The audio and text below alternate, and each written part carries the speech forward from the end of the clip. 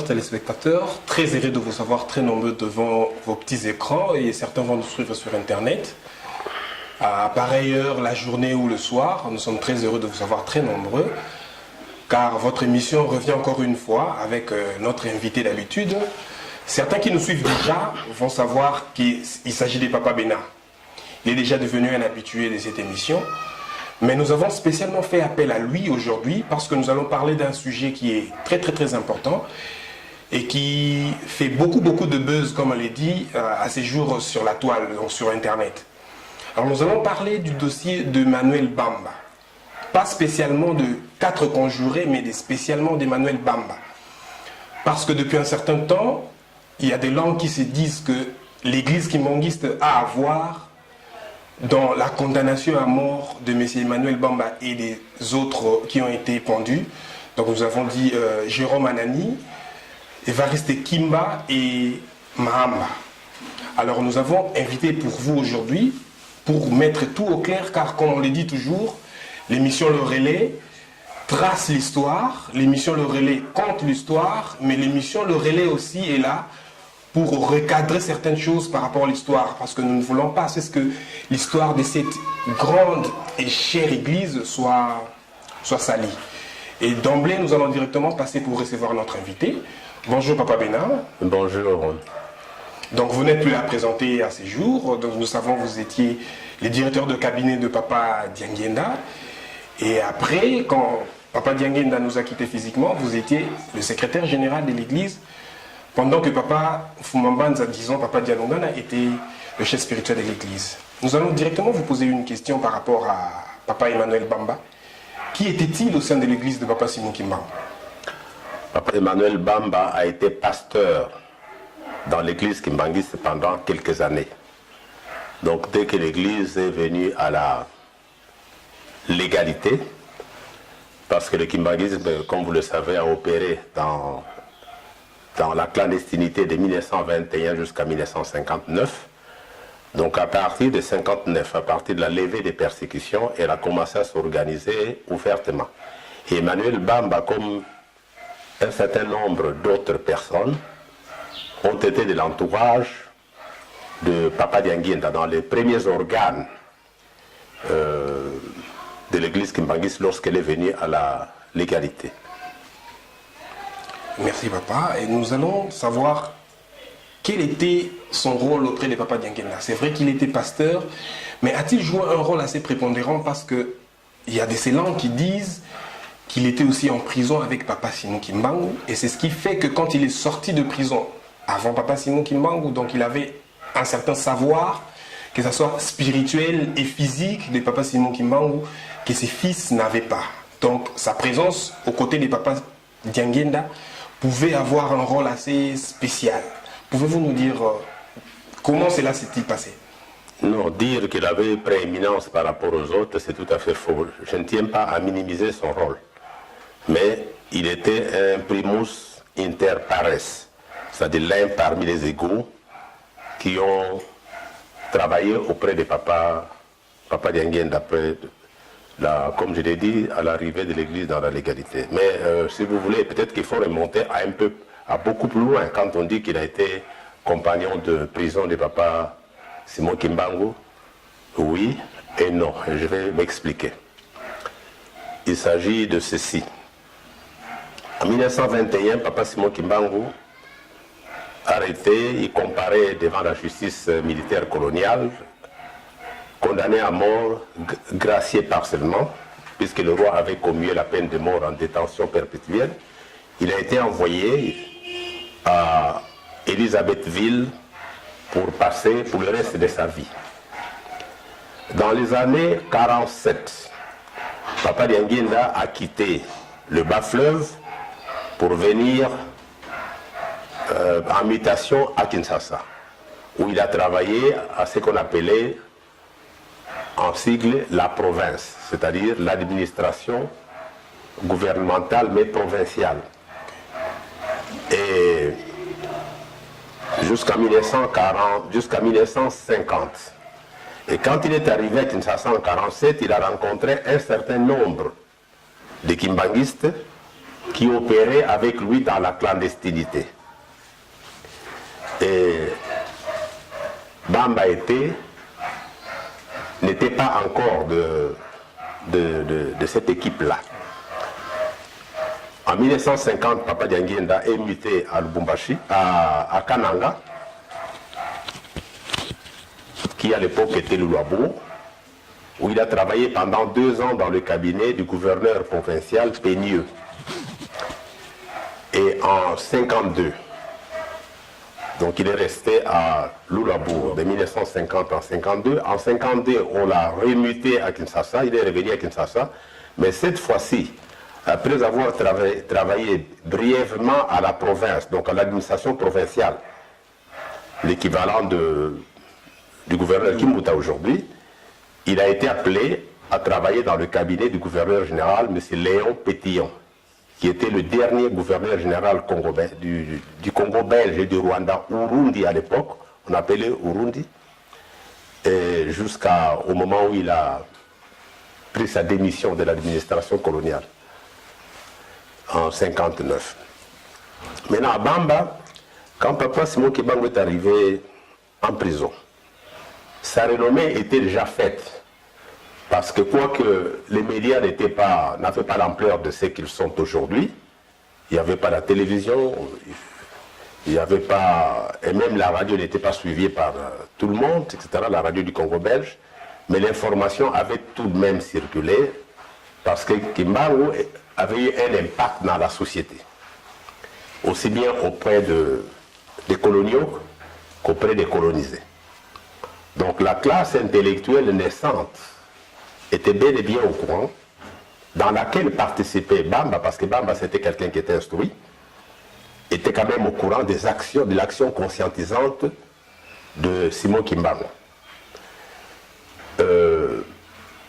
Papa Simon Kimbangu donc est envoyé en prison. Dans les années 47, entre 47, 48 et jusqu'à 50 au maximum, Bamba est allé en prison.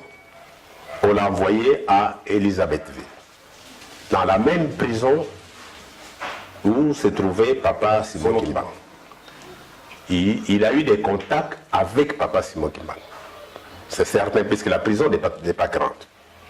Mais je ne fabrique pas ce que je vais vous dire. Quand Papa Simon Kimbangu l'a vu, il lui a posé, lors des tout premiers entretiens avec lui, il lui a posé la question suivante. On me rapporte que vous avez été arrêté et déporté ici pour cause du kimbanguisme, parce que vous avez suivi mes pas, et c'est à cause de cela. C'est en rapport avec le kimbanguisme que vous avez été arrêté et transféré ici. Bamba l'a confirmé. Il dit, c'est vrai ce que vous dites? Regardez le mur. Il dit, Papa Simon Kimbangu lui a dit, on ne se moque pas de Dieu. Ne soyez pas comme Ananias et Saphia. Et Dieu va nous le prouver. Regardez le mur qui est devant toi. Regarde le mur qui est devant toi. Les deux se sont mis à regarder le mur et le film physiquement de toute la vie d'Emmanuel Bamba depuis sa naissance jusqu'au moment où il conversait avec Papa Simon Kimbangu a été projeté d'un bout à l'autre. Dans la prison. Oui, dans le mur de la prison. Et à la fin, il lui a dit, de tous les films que Dieu a montrés, où se trouve le fait qui vous a conduit ici pour cause du kimbanguisme? Et Bamba n'avait pas de réponse. Papa Simon Kimbangu lui a dit, comme il en est ainsi, vous serez pendu. Là, c'était en quelle année, papa? C'était avant la mort de Papa Simon Kimbangu, c'est autour des années entre 47 et 48. Il dit, comme vous avez menti, comme Ananias et Saphira, vous serez pendus. Et d'ailleurs, votre prison, contrairement à ce que les autorités ont décidé, va s'achever d'ici quelques mois. je ne connais pas, je dois avouer que je ne connais pas exactement le nombre d'années pour lesquelles il avait été en prison. Mais Papa Simon Kimbangu lui avait dit que Dieu a décidé que vous allez être libéré sous peu. Même s'il n'y avait pas de grâce qui avait été prononcée pour lui. Et quelques années seulement, quelques mois seulement plus tard, Bamba a été libéré. Sans justification juridique comme cela, ou judiciaire. Tout simplement, les autorités sont arrivées et, conformément à la prophétie, à la prédiction de Papa Simon Kimbangu, il a été libéré et il est revenu à Kinshasa. Et Papa Simon Kimbangu est resté en prison. Maintenant, qu'est-ce qui s'est passé? C'est que, à l'époque, je le répète, jusqu'en 1952, Papa Dianguinda s'est trouvé à Kananga, à Lulabour. Et à Lulabour, les Congolais non originaires du Kasaï avaient créé une mutuelle d'assistance sociale dans le cas de deuil, dans le cas d'un deuil. Et dans cette mutuelle-là, Papa Dianguinda était le président. Mobutu, quoique militaire, il y avait quelques militaires. Il y avait Mobutu était le secrétaire et quelques autres Congolais qui sont devenus des personnalités importantes, pour la plupart décédés malheureusement. Parmi lesquels j'aurais pu citer le général, feu le général Nkouloufa. C'était parmi les gens qui étaient dans cette mutuelle-là. Ils habitaient tous à Lulabour. Et d'ailleurs, lorsque Papa Simon Kimbangu, la nouvelle du décès de Papa Simon Kimbangu est arrivée à Lulabour, les membres de cette mutuelle sont allés passer pratiquement une semaine aux côtés de Papa Dianguinda pour les consoler. C'est-à-dire qu'ils ne dormaient pas là, ils venaient le soir, et puis ils passaient quelques heures, et puis ils rentraient, ainsi de suite. Parce que c'était l'objet de la raison même d'être de cette mutuelle. Il se trouve que pendant que Mobutu était avec Papa Dianguinda à Lulabour, il avait été envoyé en mission à Elisabethville dans le cadre de la force publique. Il a effectué une mission de service dans le cadre de la force publique. Mobutu et tous les autres membres de cette mutuelle étaient parfaitement au courant des souffrances, non seulement du cas de Papa Simon Kimbangu, mais de toutes les difficultés que rencontraient les Kimbanguistes. Donc ils étaient bien informés de cette situation-là, puisque Papa Dianguinda était le fils de Simon Kimbangu. En 1950, Mobutu est allé en mission à Lubumbashi, à Elisabethville. À l'époque. Et Papa Dianguinda lui a donné une lettre. Nombreux parmi nous, les Kimbanguistes, ne savons même pas que Mobutu avait rencontré Papa Simon Kimbangu. Je vous le confirme. Mon Papa Dianguinda lui a donné une lettre à remettre à son père à la prison. Ce n'était pas une décision facile pour Mobutu d'accepter parce que Kimbangu condamné à mort, toute approche, la simple mention du nom de Kimbangu pouvait vous créer des difficultés et accepter d'aller le rencontrer, ce n'était pas facile. Parce que Papa Dianguinda avait essayé plusieurs fois, même en intéressant quelques-uns des Blancs qui étaient ses supérieurs qui travaillaient avec lui. Mais Mobutu a accepté. Il est arrivé, donc il n'était pas parti, je le répète, en mission envoyée par Papa Dianguinda, mais mission de service dans le cadre de la force publique. Il était de service comptable. Je ne connais pas la nature de cette mission, mais c'était une mission de service. Il arrive à la prison, c'est en 1950, et lorsqu'il a dit qu'il voulait rencontrer Simon Kimbangu, les soldats ont eu peur. Les soldats congolais qui étaient là-bas. Et il s'est imposé parce que c'est quelqu'un qui était autoritaire. Et puis il était quand même sergent. Ça jouait. C'était l'équivalent des généraux à cette époque-là, noirs à cette époque-là. Il s'est imposé et ils ont accepté de le mettre en compte. Ils ont ouvert et puis il a rencontré Papa Simon Kimbangu. L'entrevue n'a pas duré plus de 10 minutes. Parce que c'était vraiment délicat. Mobutu a donné la lettre à Papa Simon Kimbangu, la lettre que Papa Dianguienda lui avait donnée.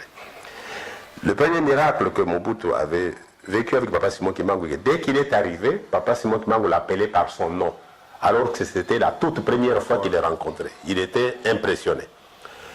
Et il a remis la lettre, il a dit, ah, tu es venu où? Et je dois aussi ajouter que je ne connais pas dans quelle langue ils conversaient. Entre les deux, je ne peux pas vous le situer, mais ils ont conversé. Et Mobutu a remis la lettre, et Papa Simon Kimbangu lui a dit, l'a remercié, et lui a dit que dans les jours qui viendront, plus tard, mon fils vous donnera une nouvelle de ma part. C'était tout. Il a salué Mobutu et Mobutu a quitté la prison. Quand il est arrivé, de retour à Mbujimayi, à Kananga, il a donné le rapport à Papa Dianguienda. Qu'il a, peut-être pas le rapport, mais enfin, il a parlé de sa visite parce qu'il n'était pas envoyé là-bas par lui. Que j'ai rencontré Papa Simon Kimbangu, voilà ce qu'il m'a dit. En 52, Papa Dianguienda rentre à Kinshasa. Et 58, 6 ans plus tard, en 1958, Mobutu quitte la force publique, termine son service militaire, il est démobilisé. Après avoir été démobilisé, il est allé, parce qu'il était brillant, il est allé travailler comme journaliste au journal L'Avenir colonial belge, qu'on appelait tout simplement L'Avenir, qui est devenu L'Avenir colonial et puis L'Avenir tout court. Et Mobutu, très au courant, je le répète, du dossier kimbanguiste, des injustices qu'on faisait subir à Simon Kimbangu aux kimbanguistes, a utilisé un nom de plume. Il s'appelait Debanzi, parce que Debanzi, c'est Mobaye Mbongos. C'est le village, la petite ville de sa contrée. Oui. Donc lorsqu'il signait les autres articles qui n'avaient rien à voir avec le kimbanguisme, il signait Mobutu. Mais quand il s'agissait de défendre la cause kimbanguiste, il signait ces articles Debanzi, parce que ces articles étaient osés. Il dénonçait l'injustice dont les kimbanguistes faisaient preuve, les souffrances qu'on leur a infligées, surtout à Papa Simon Kimbangu. Et il avait vu dans quelles conditions Papa Simon Kimbangu était détenu à Elisabethville.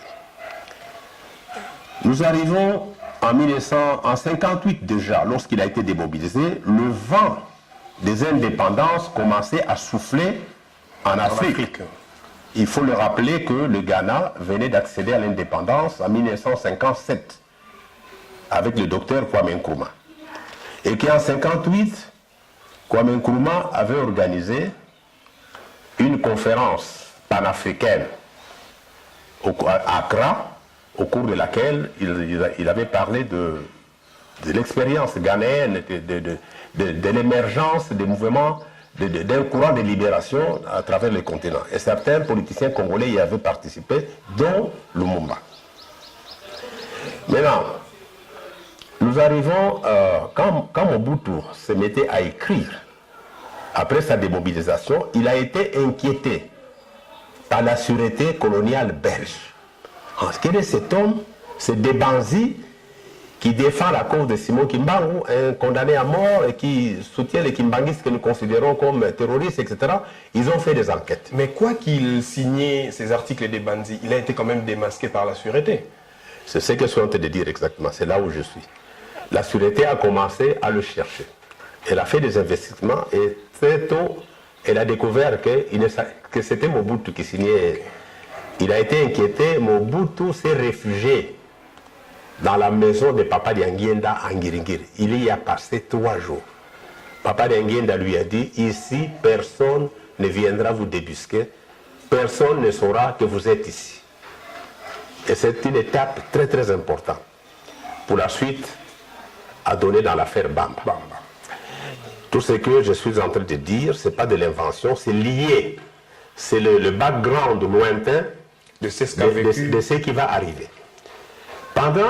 C'est pendant les 3 jours qu'il avait passés à la maison de Papa Dianguienda que Papa Dianguienda lui donnera le message que Papa Simon Kimbangu avait promis à Mobutu quand il est allé lui remettre la lettre, que dans les jours qui viendront, il n'avait pas précisé ni la date ni l'année, mon fils vous donnera un message de ma part. Est-ce que c'est Mobutu qui avait posé la question à Papa Dianguienda quel était le message, ou Papa Dianguienda qui avait pris l'initiative? Je ne peux pas vous le préciser. N'empêche que Papa Dianguienda lui a annoncé une nouvelle extraordinaire que Mobutu n'a pas prise en considération, vu son caractère spécial. Il lui a dit que de la part de mon père, je te donne le message suivant. Étant donné ton engagement à défendre sa cause, à défendre les kimbanguistes, à dénoncer les injustices, au risque même de votre liberté,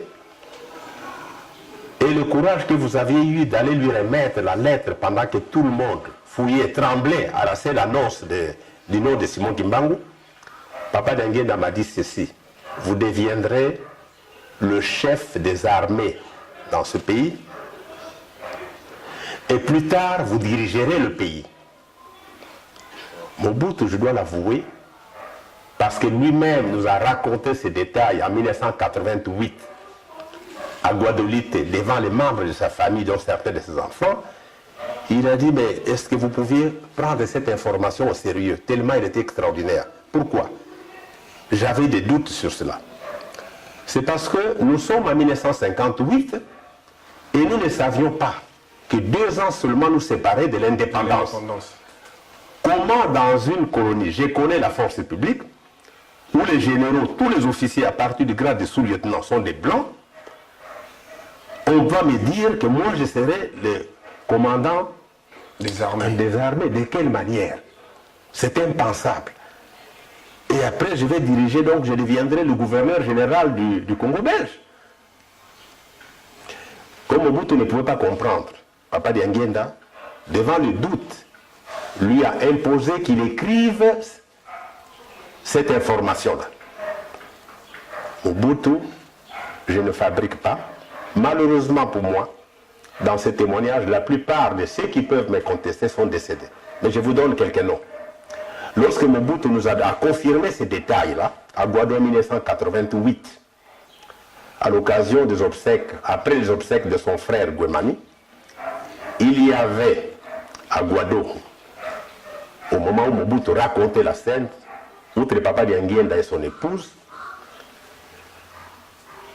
M. Seti Yale, le professeur Kalongo Mbikai, qui était son directeur de cabinet, un certain colonel, j'ai oublié le nom, un certain colonel, le nom me reviendra, mais Kassongo, un certain colonel Kassongo, le directeur du protocole, son directeur du protocole, et son directeur du protocole adjoint Mena. Voilà les quelques noms des personnes qui étaient là lorsque Mobutu confirmait ce fait-là.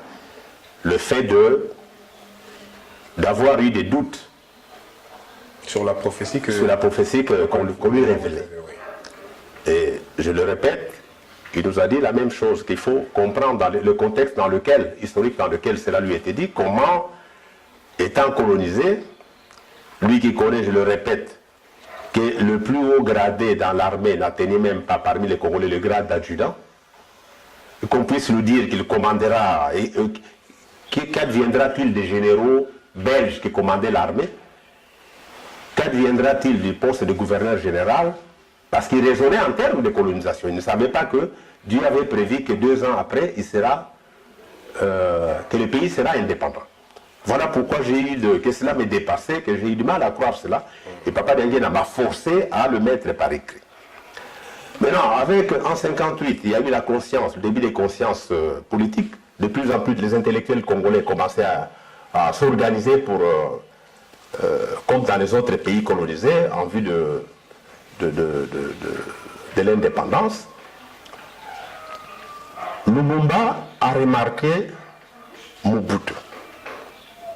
Parce qu'il s'agissait d'un journaliste brillant. Mobutu l'a remarqué et l'a pris à son service. Lumumba, je veux dire. Lumumba a pris Mobutu à son service. Comme je ne sais pas quelles sont les premières fonctions qu'il lui a confiées, mais il a pris comme l'un de ses plus proches collaborateurs. Et c'est d'ailleurs dans ce cadre-là que Mobutu ira à la table ronde de 1960 avec Lumumba. Lorsque Lumumba forme son gouvernement, il nomme Mobutu, si je ne me trompe pas, ministre ou vice-ministre à la présidence du Conseil. Donc des fonctions qui les mettaient toujours à côté de lui. Il se trouve que les événements se sont précipités en 1960.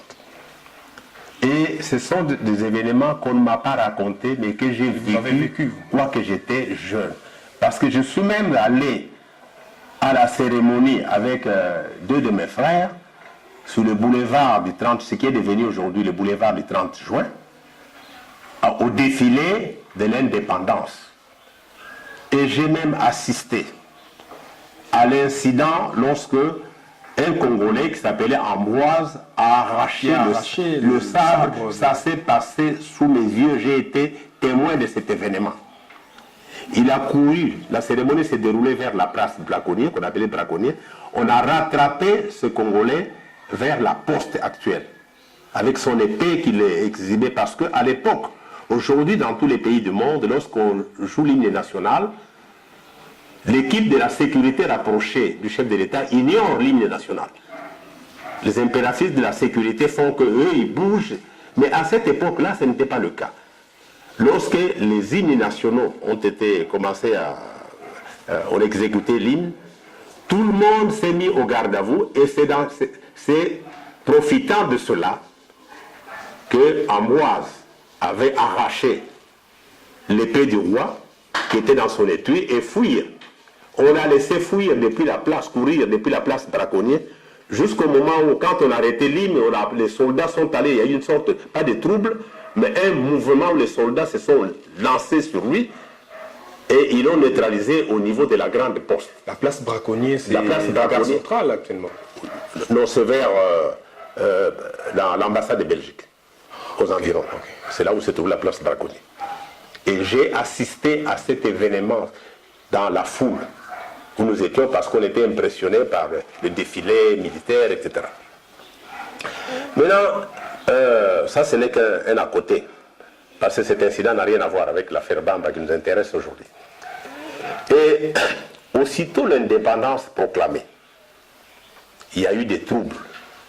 Le 4 janvier? Non, pas janvier. Nous sommes en juillet parce qu'on a proclamé l'indépendance. En juin, oui. Oui. Nous arrivons en juillet. 4 jours seulement après la proclamation de l'indépendance, il y a eu la révolte dans les garnisons militaires. Et cette révolte a commencé à Mbanzanguru. Mbanzanguru était une base importante parce que c'était la base des blindés.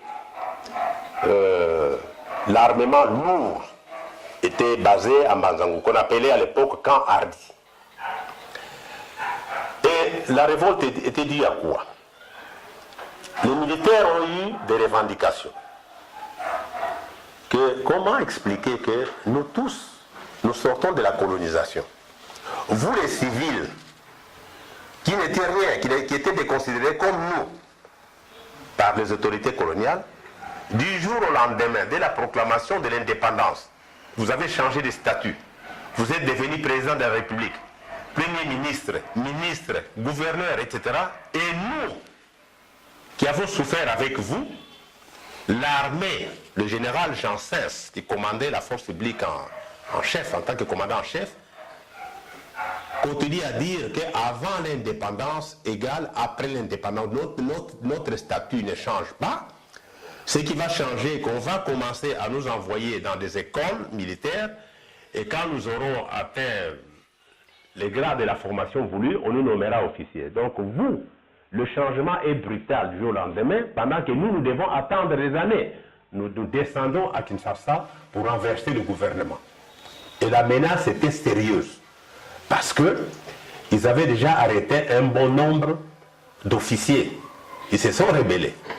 Et cette rébellion a fait tache d'huile, non seulement à Kinshasa, et dans le reste, dans beaucoup de garnisons à travers le pays.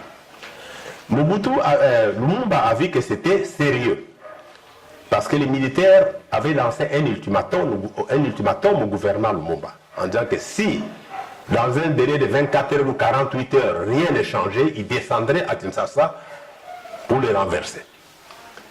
Et Lumumba a pris une décision. Ils sont réunis en conseil des ministres, parce que la situation est urgente. Ils ont pris un ensemble de décisions. La première est que le général Janssens, qui était à l'origine, par ses déclarations et ses attitudes de ce trouble-là, venait d'être limogé par le gouvernement de Lumumba, par Lumumba. Ensuite, décision a été prise de nommer des officiers congolais, dont le plus gradé était le général Lundula, qui était la même tribu que Lumumba. Et Mobutu, au moment où ces événements ont éclaté, il travaillait dans le gouvernement de Lumumba comme secrétaire d'État à la présidence du Conseil. Il avait la totale confiance de Lumumba. Et Lumumba qui lui dit, mais Mobutu, vous avez un passé militaire, vous venez de l'armée. L'armée, c'est rebelle. Moi, je décide que vous quittiez les fonctions civiles, que vous retourniez dans l'armée. Parce que vous connaissez les hommes et vous avez la maîtrise pour les calmer. Je vous nomme, le général Lundula a été nommé général. Je crois qu'il avait été adjudant à l'approche de l'indépendance, parce qu'il y avait 12 adjudants qui venaient d'être nommés tout juste avant l'indépendance. Oui, à l'approche de vraiment quelques mois avant l'indépendance. Question de calmer un peu les tensions. Et puis, vous retournez à l'armée avec le grade de colonel. Les gens ont dit lieutenant-colonel. Non, il était colonel fou. Parce que j'ai détenu des documents historiques. C'était connu. Alors, la structure de l'armée en ce moment n'était pas comme celle d'aujourd'hui. C'était la structure belge. Le numéro 1 de l'armée portait le titre de commandant en chef. Le commandant suprême, c'est le chef de l'État. Le commandant en chef, le numéro 2, c'était le chef d'état-major. Le chef d'état-major de l'ANC. C'est dans cette organisation-là. Donc l'ANC qui était l'armée nationale congolaise. Qui était devenue, c'était l'ancienne force publique qui avait changé de nom à la proclamation d'indépendance, qui est devenue l'armée nationale congolaise. Pendant la période coloniale, jusqu'avant le 30 juin 1960, c'était la force publique. Maintenant, Mobutu rentre dans l'armée. Il a effectué une mission de pacification dans les garnisons militaires, dont au camp Hardy. D'ailleurs, au camp Hardy, il était accompagné de Papa Kisolokele. Peut-être que les gens ne le savent pas. Dans la même délégation. Parce que la carte de Simon Kimbangu jouait. Quand ils sont arrivés au camp Hardy, partout ils ont trouvé des militaires. En doute, ils disaient, ça c'est le premier fils de Simon Kimbangu. Et ça avait eu de l'impact. Mobutu a parlé, leur a dit, moi je suis colonel. Il est allé d'ailleurs avec un grade de colonel, avec le changement d'uniforme, des grades sur les épaulettes, etc. Et on a calmé, on a nommé le général, Bobozo a été nommé général. Bobozo était parenté à Mobutu, c'était le chef des mutins. Donc il a calmé, cette mission a réussi. Pas Mobutu seul, puisque papa, je vous parlais de Papa Kisolokele aussi, c'est pas pour embellir les choses. Le Papa Kisolokele était ministre dans le gouvernement, fils de Simon Kimbangu, il avait du prestige. Les gens l'ont écouté et la situation s'est calmée. Dès qu'à Tisville, qui est devenu Banzangou beaucoup plus tard, les choses se sont calmées, ça a fait tache d'huile parce que les officiers n'étaient pas seulement nommés à la garnison de Banzangou, c'est sur l'ensemble du pays. Donc on sait, l'histoire s'est débarrassée de la tutelle des officiers belges. Il y a eu une poignée d'officiers belges qui sont restés, tels que le colonel Malière, ceux qui avaient toujours été favorables à des progrès pour les soldats congolais. Mobutu les a pris, il y avait le colonel Powys, il les a pris dans son entourage. qu'il a gardé un certain nombre de grands officiers qui étaient des amis, qui voulaient la promotion des Noirs autour de lui, dont le colonel Marlière et le colonel Powys. Ils ont travaillé tout autour de Mobutu. Il est devenu chef d'état-major. C'est vrai, papa, dans votre récit, si je ne vous pas la parole, dans votre récit, on a vite évolué jusqu'en 1960. Justement. Mais si nous pourrons revenir un peu en arrière, en 1947, quand Papa Bamba a rencontré Papa Simon Kimbangu en prison, était-il déjà kimbanguiste à cette époque-là ou il est devenu kimbanguiste à sa sortie de la prison? Je ne peux pas le dire, pour être honnête avec moi-même. Mais tout ce que je sais, que ce qui est vrai aussi, est que quand il est rentré, il est resté dans la proximité de Kimbanguiste, il est devenu kimbanguiste. Parce qu'à l'époque, on ne pouvait pas, on ne s'affichait pas kimbanguiste comme aujourd'hui. Hein. Qu'aujourd'hui, tu peux prendre ta chemise, on a mis Simon Kimbangu, Kisolokele, Dianguenda, Dieu, tout ce que vous voulez, et vous promenez librement. Nous sommes en 47, c'est encore la clandestinité. Donc on ne pouvait pas s'afficher d'emblée comme ça kimbanguiste. On était toujours dans la clandestinité. 47, c'est bien loin de 1959. Et même, je dois rappeler que même en 59, quand le gouverneur Bomans a signé l'arrêté abrogeant le kimbanguisme, l'ordonnance de 1937, ce n'était que pour la ville de Kinshasa. Il n'y avait jamais eu, et ça nous les kimbanguistes ne faisons pas attention, il n'y avait jamais eu un arrêté du gouverneur général abrogeant la répression contre le kimbanguisme à travers le Congo belge. Il n'y a eu qu'un seul arrêté, c'est l'arrêté de la ville de Kinshasa. Parce que Bomans n'était qu'un gouverneur provincial. Mais étant donné qu'il était dans la capitale, c'est le gouverneur qui était, dont le siège était aussi la capitale. Kinshasa était la capitale du gouvernement provincial de la province de Léopoldville et aussi la capitale du Congo belge. C'est comme aujourd'hui avec le gouverneur Kimbuta. Et en ce moment-là, comment dirais-je, c'était cela la situation. Maintenant, je reviens quand même parce que nous arrivons à la réalisation de la prophétie de Papa Simon Kimbangu, que tu seras le chef des armées et plus tard tu dirigeras le pays pour une longue période, je dois le préciser.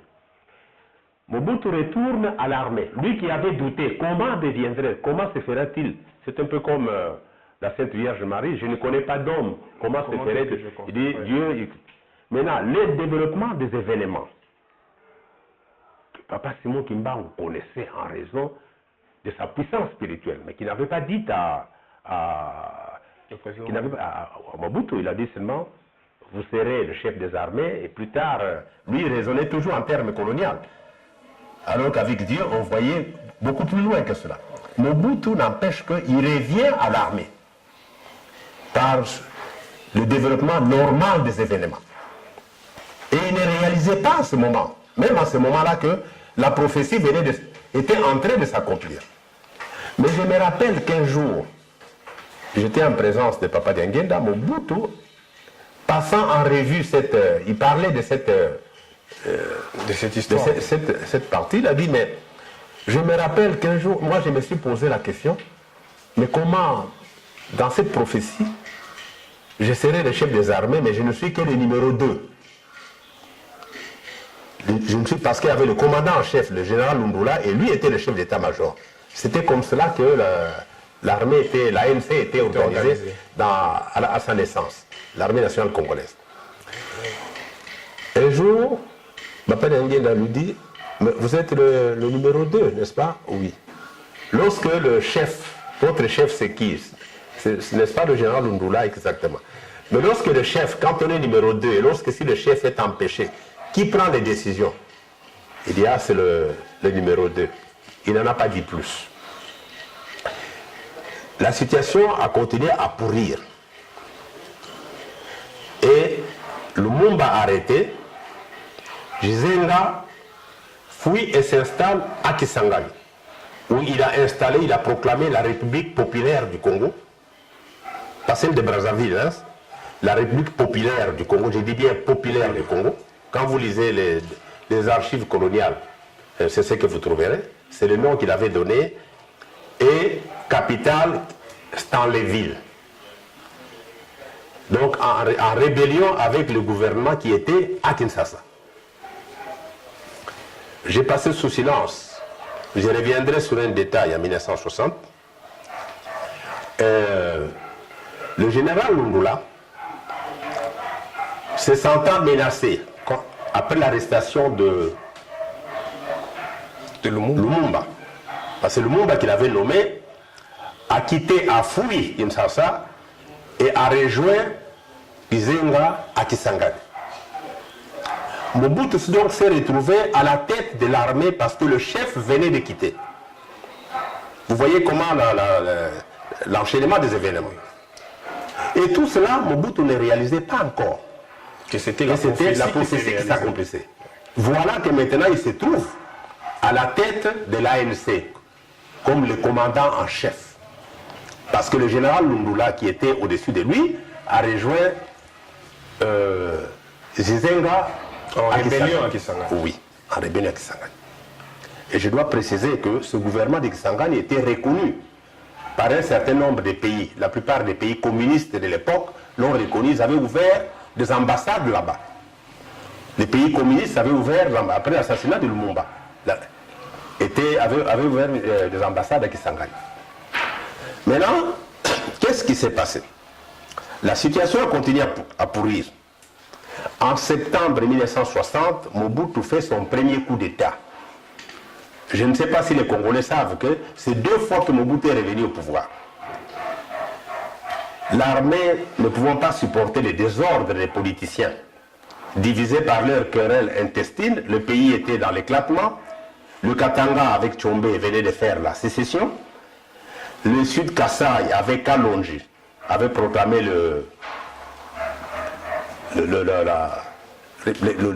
l'autonomie du Sud Kasaï, c'est pas l'indépendance. À Kisangani, il y avait le gouvernement de Kizenga, donc le pays était dans l'éclatement. Et Mobutu, en septembre 1960, a fait le coup d'État. Il dit non, les politiciens sont en train de s'entre-déchirer, on ne peut pas accepter que le pays se divise. Il a pris le pouvoir. Et le gouvernement qu'il a mis en place, lui a pris le titre de président des commissaires généraux. Les ministres qu'il a nommés portaient le titre. Ils ne les appelaient pas ministres, ils les appelaient des commissaires généraux. Parce qu'il était clair, à l'époque, il disait, l'armée ne veut pas prendre le pouvoir comme tel, mais nous voulons mettre de l'ordre. Pendant un temps, nous allons réfléchir avant de remettre le pouvoir aux politiciens qui sont en train de jouer avec. Et dans ce gouvernement, donc nous nous acheminons vers... c'est les origines lointaines de l'affaire Bamba. Dans le gouvernement des commissaires généraux, il a fait appel à des jeunes gens qui étaient des universitaires qui étaient en Europe. Les uns avaient terminé déjà des études, les autres étaient encore à l'étude, à l'université. Et il a nommé Justin-Marie Bomboko comme ministre des Affaires étrangères. Nous sommes en 60. Et Étienne Tshisekedi comme commissaire, non pas ministre, disons, commissaire général aux affaires étrangères, c'est le titre qu'il portait. Et puis, Tshisekedi était également dans le collège des commissaires généraux comme commissaire général à l'intérieur. Maintenant, qu'est-ce qui s'est passé? Quelle était la suite? Mobutu remet le pouvoir aux civils. J'ignore la date, mais les historiens peuvent la préciser. Après quelques temps, il a remis le pouvoir aux civils parce qu'ils pensaient qu'ils étaient maintenant disciplinés, parce qu'ils savent que l'armée n'allait plus accepter qu'ils sacrifient l'unité nationale pour leur querelle intestine. Il y a eu donc tous les processus, conférences de Tananarive où les politiciens congolais se sont retrouvés pour essayer de chercher une solution, conférence, conclave de l'Ovanium, etc. D'où est sorti le gouvernement Adoula. Adoula a été nommé comme Premier ministre, etc. Et après Adoula, c'est lui qui lui a succédé au pouvoir, c'était Joseph Iléo. Iléo a succédé, est devenu Premier ministre. Donc la situation continue à pourrir. Ce n'est que beaucoup plus tard que Tchombe même deviendra Premier ministre. Maintenant, dans le gouvernement qui a suivi, entre 60 et 64, 65, 66, avant d'arriver en tout cas avant le coup d'État de Mobutu de 65, Iléo avait été nommé avait nommé Bamba comme ministre des Finances. Et Bomboko était ministre, il a toujours été aux affaires étrangères, depuis que Mobutu l'avait nommé commissaire général des affaires étrangères dans le cadre du gouvernement des commissaires généraux. Et le gouvernement qui avait suivi, Bomboko était toujours aux affaires étrangères. Mais pendant un bref temps, il y avait un remaniement partiel peut-être. Bomboko est passé ministre de la Justice. Jusque-là, il avait toujours été aux affaires étrangères. Mais pendant un bref temps, il était passé ministre de la Justice, dans le même gouvernement que Bamba. Lui, à la Justice, il est passé des affaires étrangères à la Justice, et Bamba maintenu comme ministre des Finances. Mais c'était des collègues dans le même gouvernement. Ça, cela doit être, je ne suis pas précis en termes de date exacte, mais ça doit être autour des années 1900, c'est autour des années, en tout cas avant le coup d'État de 1965. Maintenant, le gouvernement Iléo a été renversé. Et dans les tractations, on a mis Évariste Kimba, désigné Premier ministre. En fait, formaté. Il a formé un gouvernement dans lequel Bamba était toujours aux finances. Aux finances, toujours. Mais ce gouvernement n'a pas eu la confiance du Parlement. Et lorsqu'il est allé pour chercher l'investiture, il y a eu des troubles. Les parlementaires se sont pratiquement battus dans l'enceinte du Parlement, devant les ambassadeurs. Donc c'était une honte. Quand les députés en arrivent au point, c'est toujours désagréable. Et Mobutu a assisté à cette cérémonie officielle, à cette séance, en tant que commandant en chef de l'armée, parmi les personnalités qui sont invitées à la séance d'investiture du gouvernement. Il a donc assisté à cette honte, à cette risée qu'on faisait du Congo. En route d'ailleurs, un petit détail, quand ils ont quitté, le papa d'Anguien assisté à cette séance où Évariste Bamba avait échoué d'avoir l'investiture. Au retour d'ailleurs, ces détails, je l'ai de Mobutu, quand il a parlé à moi, j'étais dans l'ensemble des gens, à Guado, dans sa résidence, quand nous sommes allés aux obsèques de son frère. Donc Mobutu lui-même, certaines informations que je vous donne ont deux sources. Papa d'Engenda, de Mobutu et celle que j'ai vécue moi-même. Maintenant, quand ils ont quitté l'Assemblée en queue de poisson, la voiture du papa d'Engenda est tombée en panne, il a eu une crevaison de pneus. Et Mobutu qui venait après a trouvé cette voiture en cours de route. Le chauffeur était en train de me dire, mais Éminence, qu'est-ce qui se passe? Non, j'ai une crevaison, mais vous ne pouvez pas rester comme ça, je vous prends, je vous dépose à la maison. Mobutu a pris papa d'Engenda. J'organise mon propos de bêtises à côté pour montrer qu'il n'y a rien de fabriqué. Oui. Il a déposé papa d'Engenda à Munkoto, à sa résidence. Et au cours pendant qu'ils étaient dans la voiture, ils ont évoqué la séance honteuse qui venait de se passer au Parlement. Et là, Mobutu dit à papa d'Engenda, ça ne peut pas continuer comme cela. L'armée doit prendre ses responsabilités. Donc vraiment, c'est la honte, etc. Ils ont évoqué cette heure. Et Mobutu ignorait que le processus qui devienne président, en accord avec la prophétie de Simon Kimbangu, était sur le point de se réaliser. Il croyait que c'était un développement naturel des événements.